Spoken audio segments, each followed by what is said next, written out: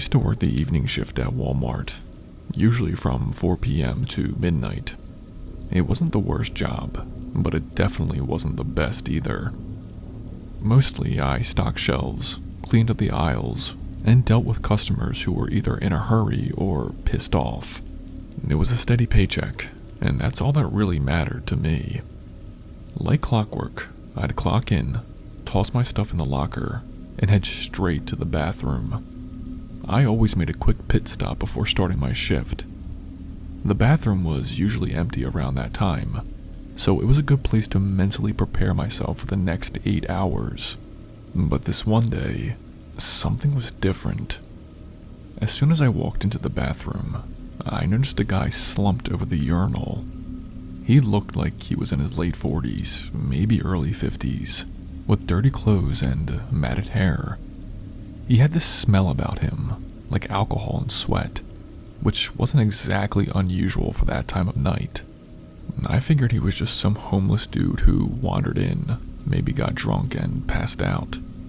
Honestly, I didn't think much of it. After all, it was Walmart. I used the stall, did my business as quickly as I could, and got out of there. Part of me felt bad for him. Another part of me just wanted to get on with my shift.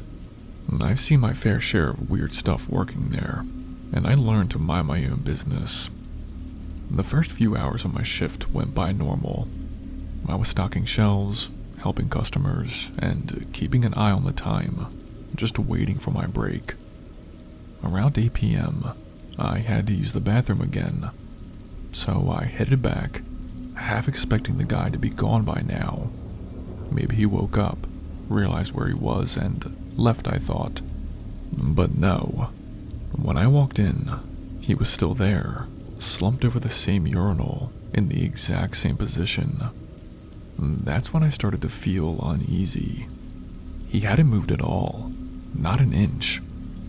I hesitated for a second, but then something in me said that I should check on him. What if he needed help?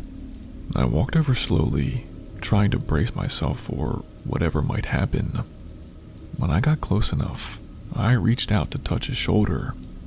The second I did, he collapsed onto the floor like a rag doll. His head hit the tile with this sickening thud, and I knew right then that something was really wrong. His skin was cold, like ice cold. I freaked out. I mean, I was just a kid working at Walmart. I wasn't prepared for something like this. I bolted out of the bathroom, my heart pounding in my chest, and ran straight to the front to find a manager. I could barely get the words out, but I managed to tell them there was a guy in the bathroom who wasn't moving. They called 911, and a couple of them went to check on the guy. I stayed up front, trying to process what just happened. I did not want to go back there. After what felt like forever, the paramedics showed up. They went in with the managers, and I heard one of them say the guy was dead. They said he must have overdosed while taking a piss and just died right there on the spot. I was filled with instant guilt. I kept replaying in my head, wondering if there was something I could have done earlier if I hadn't just ignored him the first time. I know it's not really my fault, but it still messed me up. Now every time I go to the bathroom somewhere, I can't help but check the stalls and urinals, just to make sure no one else is slumped over. I quit Walmart the next day. I told them it was for personal reasons, but honestly, I just couldn't handle it anymore. The pay wasn't worth the nightmares.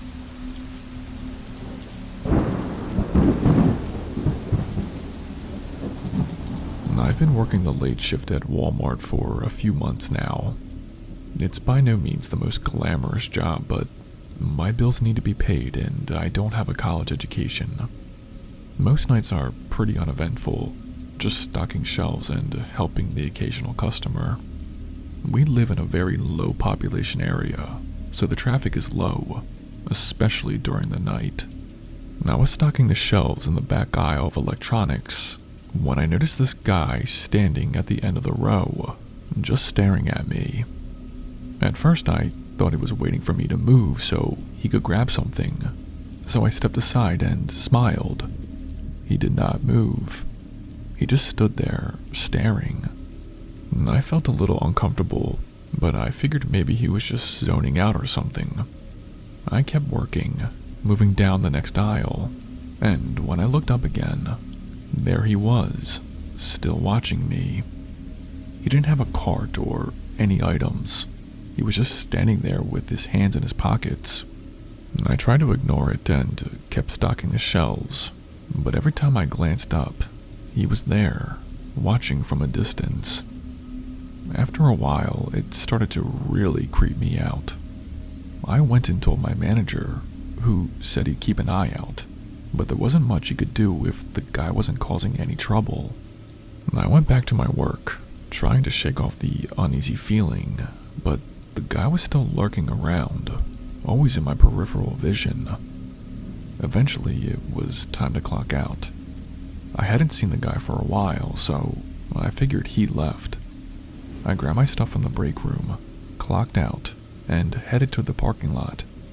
It was late, and the lot was mostly empty except for a few cars scattered around. As I walked to my car, I noticed someone standing near the cart rack. My heart dropped when I realized it was the same guy from inside. He did not move as I approached my car, just watched me with this weird smile on his face. I fumbled for my keys, trying to stay calm. As I unlocked my car, he started walking towards me. My pulse was racing, and every instinct told me to get in the car and lock the doors. But before I could, he was standing right in front of me. "You're so beautiful," he said. His voice was low and unsettling. "I've been watching you all night." I didn't know what to say, so I just stared at him, my mind racing with how to get out of the situation. Then he pulled out his phone and started scrolling through it. "I took some pictures of you," he said, holding out his phone for me to see. My stomach churned as I looked at the screen. There were photos of me, taken from behind the aisles, some from the next row over, some from far away, all of them creepy and invasive. "I don't want any trouble," I said, backing up toward my car. "Please, just leave me alone." But he did not move. Instead, he slid his hand into his jacket pocket, and my blood ran cold. I didn't know what he was going to pull out, but I wasn't going to stick around and find out. In a split second, I made a decision. I jumped into my car, started the engine, and floored it. The guy was standing right in front of my car, but I didn't care. I hit the gas and knocked him over, hearing a loud thud as he hit the ground. I did not stop to see if he was okay. I just kept going, speeding out of the parking lot and onto the main road. Once I was a safe distance away, I pulled over and called the police. They arrived quickly at the Walmart and found the guy still in the parking lot. Apparently, he broke his leg and arm when I hit him. It turns out, he had a gun in his pocket, and the police said he admitted that he was going to use it on me. I also found out that he was just recently released from prison for conspiracy to kidnap and assault. Go figure. I still work at Walmart part-time now, but only during the day. I plan on attending college in the fall to earn a degree so I can get out of this town and hopefully never work for Walmart again.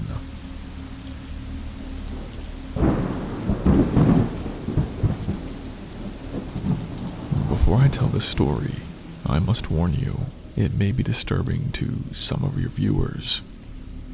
A few years ago, I used to work for my local Walmart. It was a regular day, midweek, so the store wasn't packed, but it wasn't exactly empty either.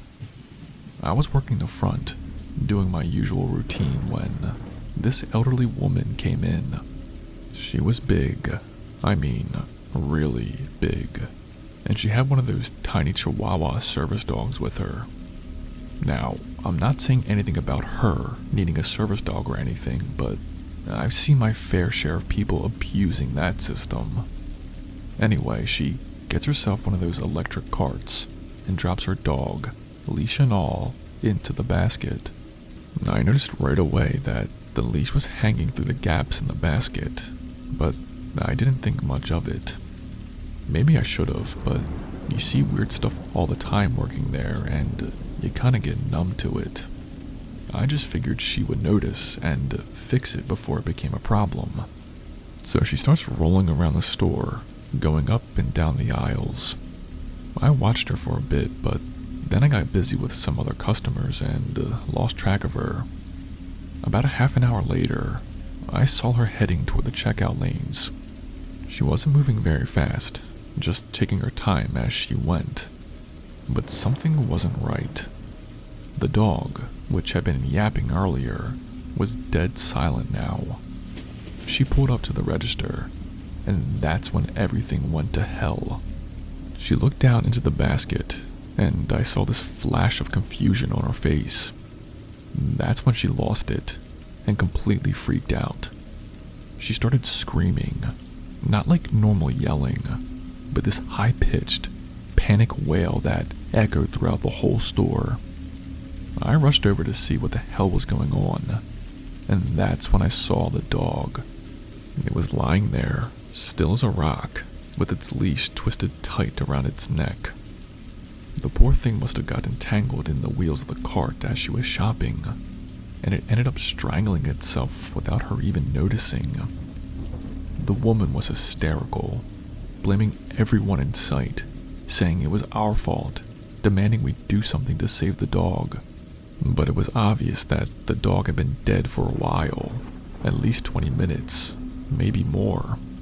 There was piss and shit all over the bottom of the basket, and I couldn't believe she hadn't noticed any of this sooner. I tried to explain that there was nothing we could do. The dog was gone, but she wouldn't listen. She just kept screaming for someone to help, to call a vet, to do something. I called for a manager, but by the time they got there, it was clear that nothing could be done. The dog was long gone. The whole thing was just a mess. We had to call animal control, and the woman was eventually escorted out of the store, still yelling and cursing at us. I heard later that she was talking about suing the store, but I don't know if she ever did that. I left Walmart not long after that, and honestly, I don't care what happened with her lawsuit or whatever. I still think about that dog sometimes, how it just hung there, silent and suffering, while this woman was completely oblivious. I've seen some messed up things working at Walmart, but that one takes the cake. Hey, what's up guys, it's Spooky. If you've made it this far, congratulations, you survived. If you did not know, I have an Instagram. Follow me on there so we can connect. I also have a Patreon. On there you'll have direct access to me and can see the upcoming videos, polls, and soon-to-be exclusive stories only shared on there. If that's something that interests you, please consider joining. That's all I have for you guys tonight. Stay spooky and I'll see you in the next video.